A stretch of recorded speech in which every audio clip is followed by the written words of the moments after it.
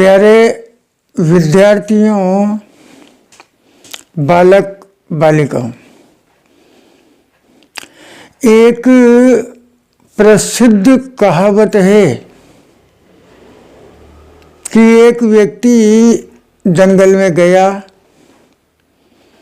और जोर जोर से चिल्लाया, शेर आया, शेर आया।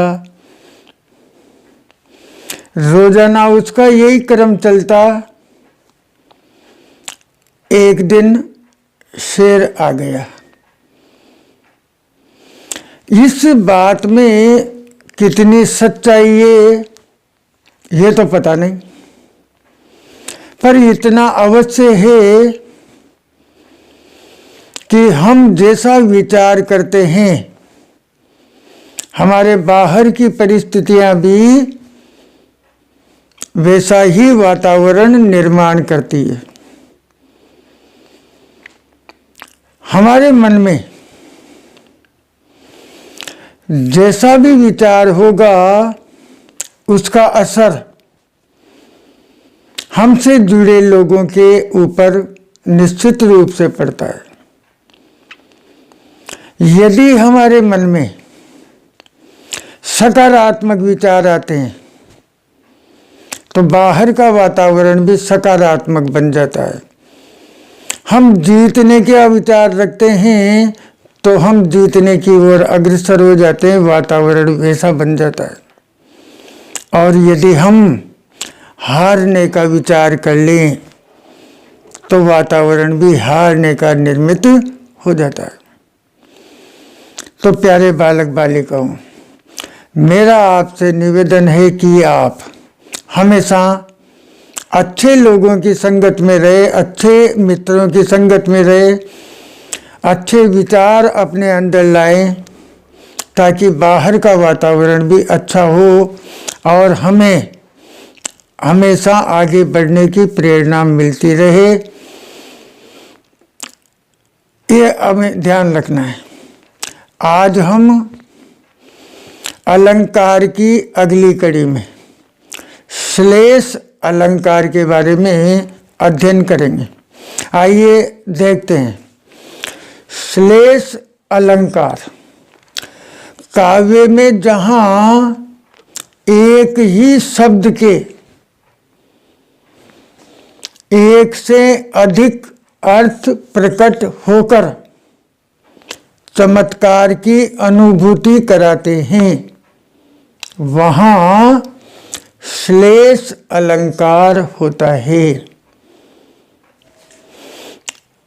एक शब्द अनेक अर्थ, ऐसा चमत्कार होना, काव्य में श्लेष अलंकार के बारे में हम बात करते हैं। जैसे आप देखिए, पानी गए न उबरे मोती मानस चून। पूरा दोहा तो इस तरह से, रही मन पानी राखिए, बिन पानी सब सून। पानी गए न उबरे मोती मानस चून। यहाँ पानी जो शब्द है इसके अलग अलग अर्थ हो जाते हैं। देखिए, मोती के लिए पानी का अर्थ चमक हो गया। अगर मोती में चमक नहीं है तो उसका मूल्य कम हो जाता है। ठीक इसी तरह से मानस, मनुष्य, मनुष्य के लिए पानी का अर्थ क्या हो गया? इज्जत, सम्मान। अगर उसकी इज्जत चली गई तो फिर वो मनुष्य निरर्थक हो जाता है। ठीक इसी प्रकार चून, आटा या चूना भी मान सकते हैं। तो बिना पानी के दोनों का महत्व नहीं है, चून का भी नहीं है, आटा का भी नहीं है। तो यहाँ पर एक ही शब्द पानी, जिसका अलग अलग अर्थ, तीनों के लिए मोती मानस चून, अलग अलग अर्थ हो गया। तो यहाँ श्लेष अलंकार होता है। श्लेष अलंकार के भेद की बात करें हम तो दो प्रकार के भेद हो गए। शब्द के अर्थ को ग्रहण करने की दृष्टि से इसके दो भेद हो जाते हैं। नंबर 1 अभंग श्लेष अलंकार, नंबर 2 सभंग श्लेष अलंकार।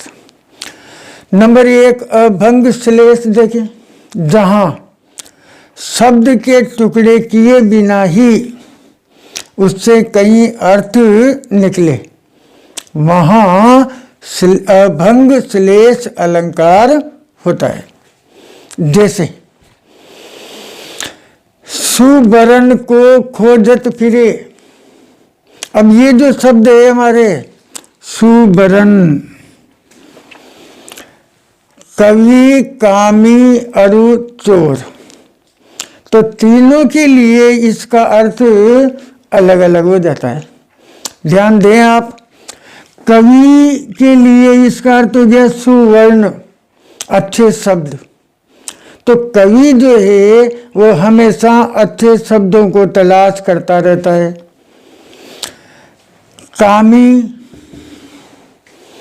कामी पुरुष, व्यभिचारी पुरुष हमेशा सुंदर स्त्री को तलाश करता रहता है। अरु चोर, तो यहाँ पर कामी के लिए सुवर्ण का अर्थ क्या हो गया? सुंदर स्त्री से आ गया।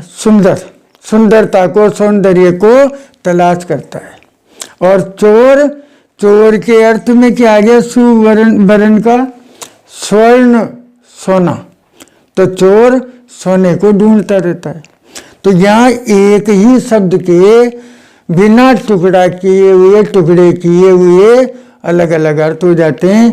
तो यहाँ पर तो अभंग श्लेष अलंकार हो जाता है। नंबर 2 हम देखें सभंग श्लेष अलंकार, जहां शब्द के टुकड़े करने से एक से अधिक अर्थ निकले, टुकड़े करने से, वहां सभंग श्लेष अलंकार होता है। जैसे यहां आप ध्यान देखिए, अजो तरियो ना ही रहियो, अजो तरियो ना ही रहियो, श्रुति सेवत एक अंग। अब यहां पर आप देखना, यहां एक पक्ष में तरियोना का अर्थ कान का आभूषण होता है। तरियोना कान का आभूषण होता है। कर्णफूल भी उसे कहा जाता है। और दूसरे पक्ष में तरियोना का अर्थ तरा नहीं, अर्थात निकृष्ट जीव है। दूसरा अर्थ तरियो टुकड़े करने पर, तरियो ना खंड करने पर ही प्राप्त होता है। दूसरे अर्थ करने के लिए हमें तरियो ना अलग करना पड़ेगा, तब तरा नहीं ये अर्थ प्राप्त होता है हमें। यहाँ एक उदाहरण से और देखते हैं। को घरी ये वृष भानुजा, वे हलधर के वीर। अब इसमें ध्यान दें, वृष भानुजा, इसमें वृष भानुजा टुकड़े करने पर, पद भंग करने पर अर्थ क्या निकलता है? वृष भानुजा, राधा का अर्थ निकलता है। और वृषभ और अनुजा, दो टुकड़े करें, वृषभ अनुजा, वृषभ का अर्थ बेल हो गया, तो अनुजा गाय अर्थ निकलता है। तो यहाँ पर टुकड़े करने पर दो अर्थ हो गए।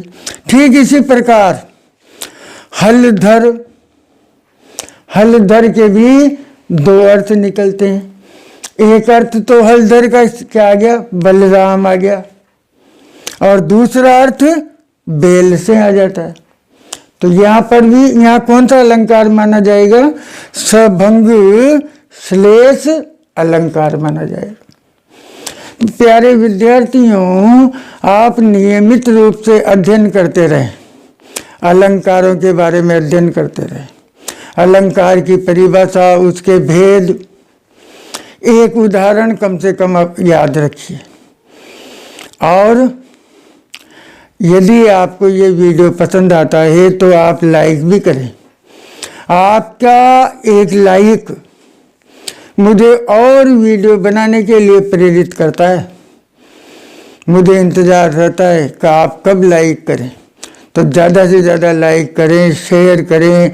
जिन्होंने सब्सक्राइब नहीं किया हो वे सब्सक्राइब भी करें।